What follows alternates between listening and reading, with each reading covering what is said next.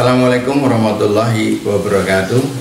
Teman-teman holistik yang mau belajar tentang pengobatan holistik, sebelum kita masuk kepada modul 1, kemudian dilanjut modul 2, 3, dan 4 dan seterusnya, Anda harus memahami tentang pohon ilmu, di mana pohon ilmu ini berlaku untuk membahas tentang masalah pengobatan holistik. Nah, ini sudah saya gambarkan, teman-teman, sudah saya gambarkan tentang pohon ilmu, yaitu mulai ada akar, batang, cabang, dan ranting.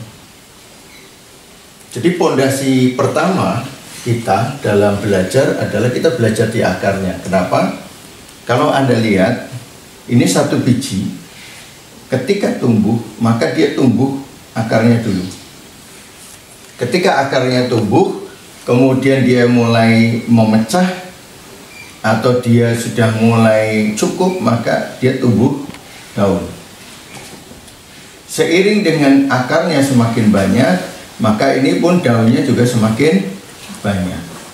Semakin dia tebal, kokoh, dan kemudian berkembang terus, maka ini juga naik terus. Jadi intinya dari pelajaran ini, biji yang tumbuh ini adalah, kalau Anda menguasai ini terus menerus, kemudian membedahnya terus menerus, maka Anda akan ketemu ini dan ketemu ini, seimbang, selaras dengan meningkatnya pemahaman tentang ini. Karena ini pondasi. Begitu Anda pondasinya bagus, maka Anda akan ketemu batang dan cabang dan ranting itu. Batangnya semakin besar, semakin tinggi, dan rantingnya semakin bercabang, kemudian membentuk ranting-ranting yang kecil yang banyak. Nah, ini prinsipnya di situ. Saya melihat dari konsep ini. Kemudian yang berikutnya itu kita bicara akar. Sebenarnya akar yang dibicarakan apa toh? Akar adalah pondasi untuk memahami. Karena kita bicara tentang dunia kesehatan, maka pondasi belajar tentang ilmu kesehatan ini di akarnya adalah satu. Karena kita bicara kesehatan manusia, ya mengenal manusia.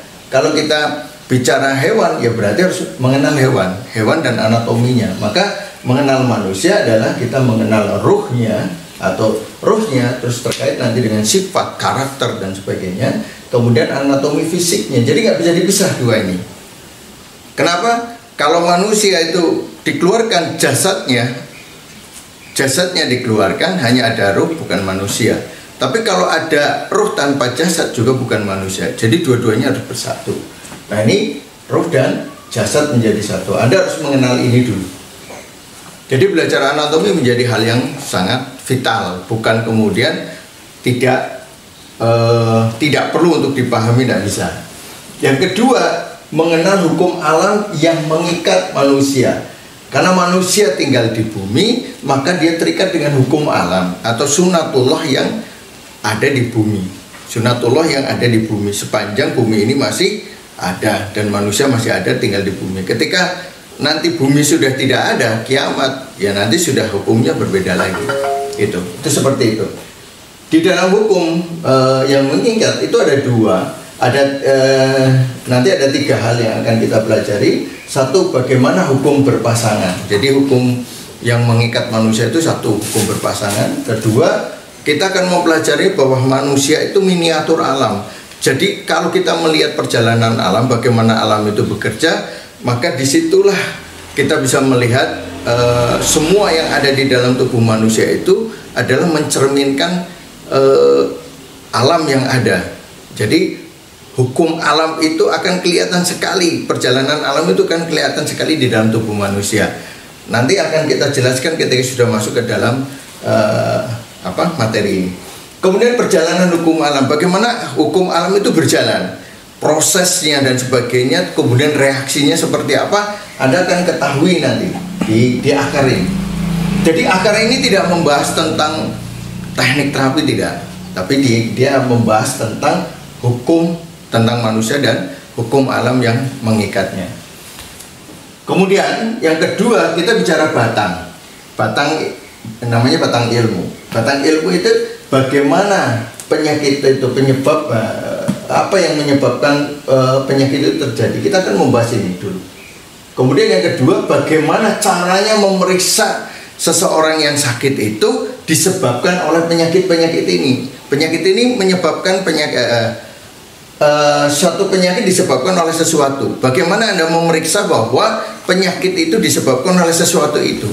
Nah, ini ada 4 cara pemeriksaan yang akan kita pelajari. Kemudian selanjutnya Anda belajar klasifikasi penyakit. Bagaimana penyakit itu diklasifikasikan, dipetakan, dibagi-bagi. Kemudian ini penyakit ini dari cuaca, pengaruh cuaca, penyakit dari pola makan, penyakit dari pikiran atau emosi, kemudian penyakit dari organ-organ yang kemudian dipetakan. Ada organ bagian atas, bagian tengah, bagian bawah.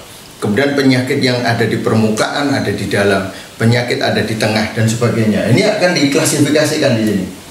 Kemudian penyakit mengenai energi, mengenai darah, mengenai cairan, itu banyak nanti kita ketemu di sini klasifikasi penyakit.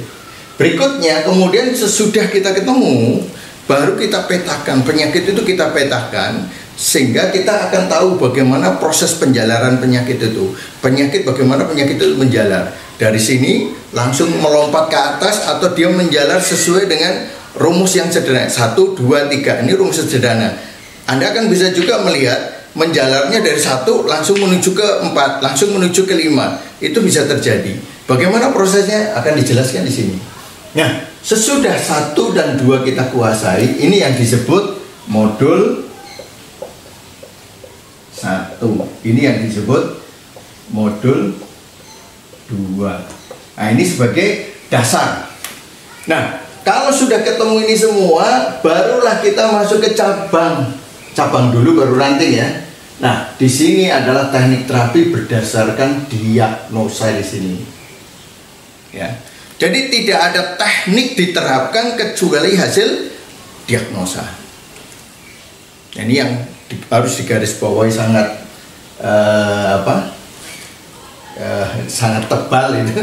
Istilahnya tidak ada teknik kecuali berdasarkan diagnosa. Nah, teknik terapi ini dalam diagnosa itu hanya ada 3 persoalan. Ada 3 persoalan saja. Yaitu yang pertama kelebihan, yang kedua kekurangan, yang ketiga adalah stagnasi, tersumbat. Nah, kalau kelebihan maka tekniknya dikurangi. Kalau kita kelebihan duit ya dikurangi, kelebihan darah ya dikurangi, kelebihan energi ya dikurangi. Tapi kalau kita kurang ya dipenuhi, kurang darah ya diberi darah. Itu. Maka teknik itu mengacu kepada sini. Kalau ada stagnasi ya dilancarkan, tergantung. Stagnasi materi berarti ada stagnasi sumbatan di materi, darah, kelenjar getah bening, mungkin cairan di dalam tubuh. Nah, itu kalau ada stagnasi lancarkan. Kalau stagnasinya di saluran, saluran itu dibersihkan, dilancarkan. Kalau stagnasinya berupa dislokasi kemudian menimbulkan stagnasi ya dibetulkan, diterapkan kembali. Misalnya lengan ini geser. Nah, sehingga menimbulkan otot ini tidak berada pada tempatnya, maka timbul stagnasi, darah tidak lancar di sini, cairan tidak lancar di sini, menimbulkan rasa nyeri dan sakit. Nah, caranya apa? Betulkan begitu, klek. Nah, rasa sakit berkurang jauh. Kemudian baru otot-ototnya diterapi. Ketika terjadi dislokasi di tulang belakang di sini, kemudian Anda betulkan, kembali ke posisinya, reposisi, klek. Begitu sudah enak, baru kemudian cari otot-ototnya yang masih terjadi sumbatan, baru diterapi. Tapi kalau ototnya diterapi, ininya belum diperbaiki, kalau persoalan di otot itu masih bisa. Tapi kalau persoalan ada di dislokasi di tulangnya, itu tidak bisa. Harus tulangnya dibetulkan dulu, baru ototnya kemudian. Tapi kalau ototnya kemudian membawa tulang bergeser, tapi belum sampai kepada tingkat keparahan tertentu, itu ototnya dibenahi, itu tulangnya ikut bergeser juga untuk kembali kepada posisinya. Nah, ini kita melihat berdasarkan diagnosa. Ini pentingnya kita diagnosa. Kemudian cabangnya ada banyak cabang sebenarnya. Satu, kalau kita bicara terapi jiwa, nanti jiwa itu ada kita menyentuh kejiwaannya itu dengan ruqyah, ada dengan psikologi. ada dua ini digabungkan jadi satu juga bisa. Itu seperti itu. Nah, ini kalau kaitannya mungkin ada jin dan sebagainya di sini. Kalau ini, oh ini kaitannya dengan psikis ya. Mungkin dia ada stres yang harus dia curhat dan sebagainya. Mungkin nggak ada jinnya, dia perlu curhat itu.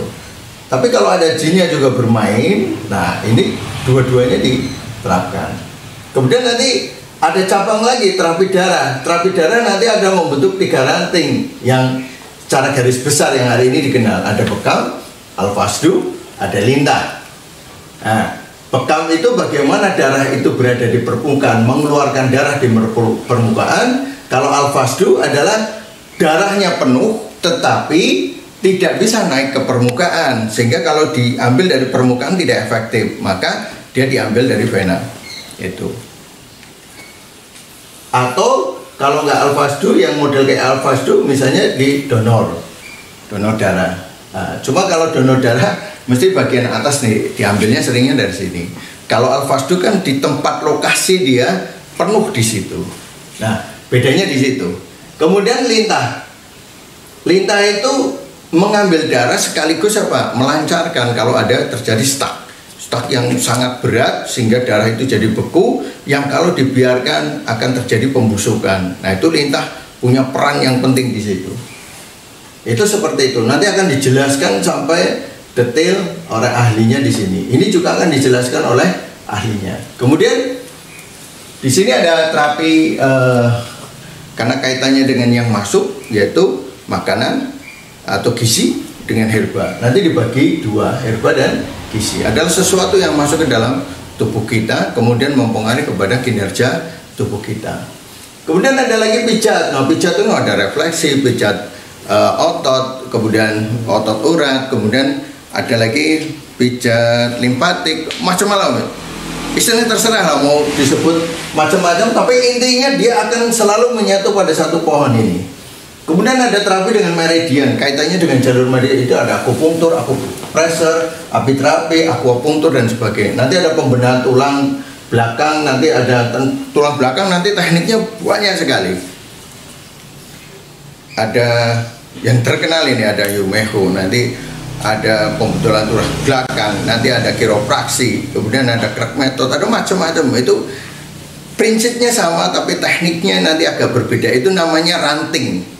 Jadi cabangnya sama di satu cabang perbaikan tulang belakang, tapi nanti rantingnya mereka punya metode masing-masing. Yang itu intinya adalah menyelesaikan persoalan.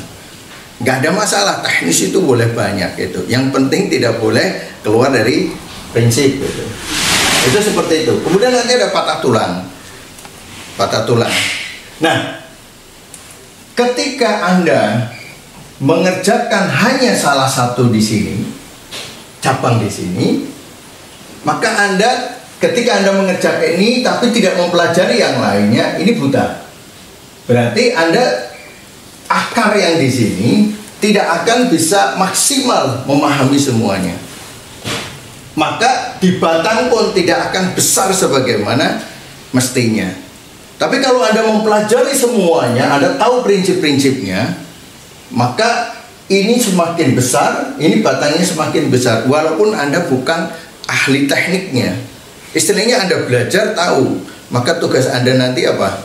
Memberi rekomendasi. Oh, ini harusnya diperbaiki tulang belakangnya. Dan ini tekniknya begini. Anda tahu, tapi saya bukan ahlinya, maka saya rekomendasikan untuk ahli yang tekniknya seperti ini, teknisnya Anda bisa mendatangi ahli ini. Tapi ketika kemudian oh ini perlu dibekam nih, siapa yang bekamnya enak dan sebagainya di kota Anda, ini direkomendasikan, silakan datang ini, minta untuk diambil darahnya, posisinya jumlahnya berapa, banyak atau sedikit, Anda bisa kasih rekomendasi. Nah, ternyata penyebab penyakitnya apa? Oh, ini masalah gizi, ini kurang makan. Maka tekniknya adalah Anda dianjurkan pergilah ke ahli gizi untuk kemudian diberi menu yang sesuai dengan persoalan Anda itu. Makanya nanti ahli holistik ini nanti dia bisa memberikan advice. Mungkin dia ahli di dua cabang, bisa jadi dia ahli di 2 cabang di sini, atau dia ahli di cabang ini, atau dia ahli di batang sama akar. Ininya nggak ngerti semuanya, ngerti prinsipnya, tapi dia tidak ahli, tidak terjun di bidang itu. Maka dia hanya sebagai pengajar, peneliti dan sebagainya. Itu bisa itu. Yang penting prinsip-prinsip ini nih. Tapi kalau nanti keahlian di teknis, ini pasti jago, yang memang pelakunya ini mesti jago, lebih jago daripada yang diagnosa. Tetapi yang ahli mendiagnosa bisa tahu dia harus diarahkan kemana. Itu kelebihannya. Maka kalau dalam satu klinik sebenarnya, nanti ahli diagnosa itu di depan. Dia tukang diagnosa, lihat lidah, wawancara dan sebagainya. Nanti tinggal Anda masuk ke ruangan sana, Anda minta dibekam di sana. Anda silakan pijat di sana. Anda silakan ya. Itu dia penting sekali itu kayaknya. Maka tidak bisa orang itu berlaku sendiri. Satu tim. Itu. Nah, kalau ini sudah terjadi, sudah dikuasai dan banyak yang memahami seperti ini, maka aslinya sebenarnya tidak perlu terlalu banyak kalau ini nanti asosiasi adalah asosiasi profesi sebenarnya di keahlian, tapi batang ilmu dan akarnya itu harus sama, tidak boleh beda. Kalau beda nanti banyak pohon ilmu, berarti ilmu kesehatan itu menurut versi ini kalau ini ingat ya, ini bukan versi manusia, tapi versinya sunatullah. Bagaimana kita mengacu kepada sunatullah, hukum sunatullah. Bagaimana kita belajar anatomi, kemudian dikaitkan dengan hukum sunatullah. Maka ini adalah teknik untuk memahaminya. Dan ini bukan milik salah satu orang. Semua orang mungkin Allah beri kemampuan untuk ini, kemudian dimasukkan ke klasifikasi ini, kemudian untuk menyempurnakan semua yang ada. Itu seperti itu. Jadi yang saya pelajari antara kedokteran barat dan timur sebenarnya prinsipnya sama, hanya paling beda bahasa. Beda bahasa, bisa cara menyampaikan, hanya itu, prinsipnya sama. Kenapa? Yang punya ilmu satu, yaitu Allah. Kalau yang punya ilmu Allah nggak mungkin bertentangan. Kalau bertentangan berarti kita yang nggak paham. Jadi kalau Anda masih menganggap semua ilmu itu milik Allah, harusnya tidak bertentangan. Tapi kalau Anda masih bertentangan dan masih kekeh masing-masing, berarti Anda tidak mentautkan satu ilmu dengan ilmu yang lain. Anda tidak akan mendapatkan ilmu Allah yang utuh. Kenapa? Ego kita. Nah, kita lepaskan ego kita, kita satukan. Barat dan timur itu seperti keping mata uang, kanan dan kiri. Ini uang, tapi kalau kiri saja bukan uang, kanan saja bukan uang, harus jadi satu. Nah, kalau ini pendidikannya sama, coba kita lihat. Kalau pendidikannya sama, tenaga ahli dia prakteknya di mana? Rumah sehat misalnya. Ini rumah sehat, tenaga ahli praktek di sini dengan cara pandang yang sama. Terus tenaga ahli dengan cara pandang yang bersama, dia tidak praktek, tapi dia membuat pabrik. Saya memproduksi makanan kesehatan, saya memproduksi herba yang dibutuhkan oleh tenaga ahli. Karena cara pandangnya sama, maka bisa komunikasi ini. Misalnya, tolong, saya ada penyakit yang disebabkan karena masalah kekurangan, karena masalah stagnasi. Jenisnya apa? Jenisnya sampai detail disebutkan. Tolong bikinkan ramuan ini. Maka dibuat pabrikasinya, dikirim ke sini. Ini dapat duit, ini dapat duit. Dan ramuan yang dibuat itu sesuai standar yang menurut ini, bukan menurut ini. Kenapa? Menurut ini berarti karena ini petugas pabriknya adalah juga berasal dari pendidikannya sama, nyambung. Maka kalau nyambung nanti jadi satu, ini satu kesatuan. Nah, sekarang kalau pendidikannya beda, tenaga ahlinya pemahamannya begini, pabrikasi pemahamannya sebelah sini, yang ini di sini. Ini mau masarkan ke sini nggak match. Maunya dia tidak bisa diterima oleh ini. Terus keinginan dia tidak bisa diterima ini. Ini yang terjadi hari ini. Itu. Nah, beda dengan kedokteran. Kedokteran itu pendidikannya sama. Muncul nanti apoteker. Apoteker ya sama belajarnya, sama. Tenaga ahlinya sama. Maka komunikasi bisa. Itu. Kalau masih memegang teguh pada ilmu. Tapi kalau sekarang herbalis, wah ini udah dari sini sudah beda. Ini lahirnya beda-beda, pabriknya juga beda. Ini dipegang apoteker yang tidak belajar herba, ini mempraktekkan herba dengan pola yang berbeda, dengan ilmu yang begitu banyak, akhirnya kacau, tidak bisa, kita kayak pecinan. Kalau Anda menginginkan Indonesia itu menyaingi Cina, tidak bisa. Kenapa? Cina itu pendidikannya sama. Anda lihat TSM, mau di Cina, mau di Indonesia, mau di Inggris, mau di Eropa, mau di mana negara manapun, masuk ke India pun, ilmunya sama. Tenaga ahlinya sama, fabrikasinya, pemahamannya sama, sampai ke petaninya, nanti di pertanian sama. Jadi kalau Indonesia ingin maju, ini katanya 2024 itu Indonesia apa? Maju atau Indonesia hebat?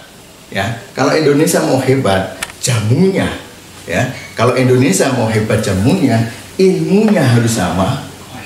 Nanti tenaga ahlinya sama semuanya. Dan fabrikasi tenaga ahli di pabrik nanti harus sama, memenuhi keinginan daripada tenaga ahli ini, dan dia paham yang dimauinya itu.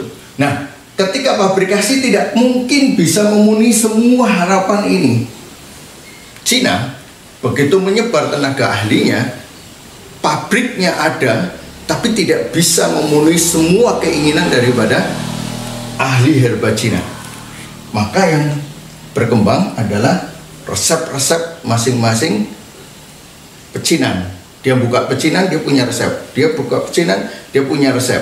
Nah, akhirnya karena ini tidak bisa semuanya di atas ini, maka terjadilah pertanian masuk ke selain ini ke sini. Nah, maka pertanian akan maju. Caranya begitu. Nah, hari ini kita mempelajari ilmu pohon ilmu supaya apa? Anda mengerti kenapa Cina hebat. Itu. TSM itu belum bisa di ini. Yang hari ini kita harus mau mengakui bahwa mereka belum bisa diungguli oleh teknik pengobatan yang lain. Karena mereka sudah dahulu modelnya begini. Yang bisa seimbang adalah kedokteran barat.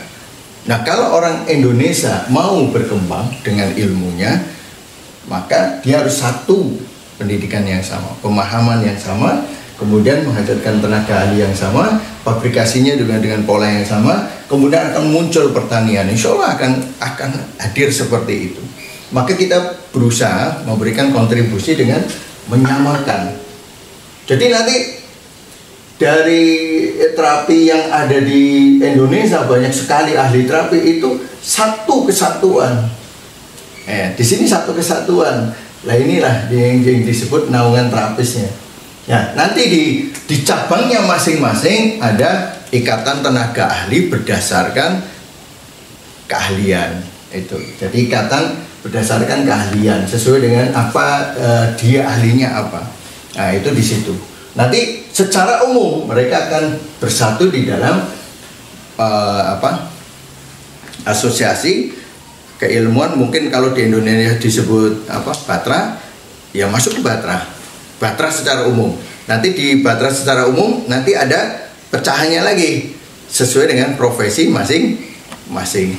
Tapi mereka tahu akar dan batangnya sama, cara berpikirnya sama. Ini harus disatukan. Kalau bisa disatukan, maka insya Allah 2024 Indonesia hebat di bidang pengobatan alternatif. Kita masih pakai bahasa yang disematkan itu pengobatan alternatif di Indonesia, termasuk jamu dan sebagainya, itu akan maju besar, insya Allah seperti itu. Nah, ini penjelasan yang saya berikan di awal prolog sebelum kita masuk kepada ilmu holistik itu sendiri. Nanti next ke depan kita belajar kita ada buka kelas modul 1, kemudian modul dua. Kalau ini sudah selesai, kita selesaikan semuanya. Kemudian bukunya kita selesaikan, termasuk buku revisi yang terbaru. Kemudian next kita masuk ke modul 3. Karena modul 3 itu banyak jenisnya, nanti pengajarnya juga banyak. Enggak, pengajarnya kita ambil yang ahli-ahli. Kemudian next modul 4 sampai ke modul 5. Insya Allah itu agar kita bisa memberikan kontribusi yang baik kepada negara yang kita cintai. Mudah-mudahan tenaga ahli yang ada nanti terstandar, kemudian bisa diakui, kemudian bisa memberikan kontribusi yang baik kepada negara ini. Dan keinginan daripada negara ini untuk ya paling tidak sejajar dengan kedokteran barat, di kedokteran timur, sementara ini TSM, itu kita akan bisa terpenuhi ketika kita bisa membahas dengan cara yang sama. Insya Allah demikian. Assalamualaikum warahmatullahi wabarakatuh.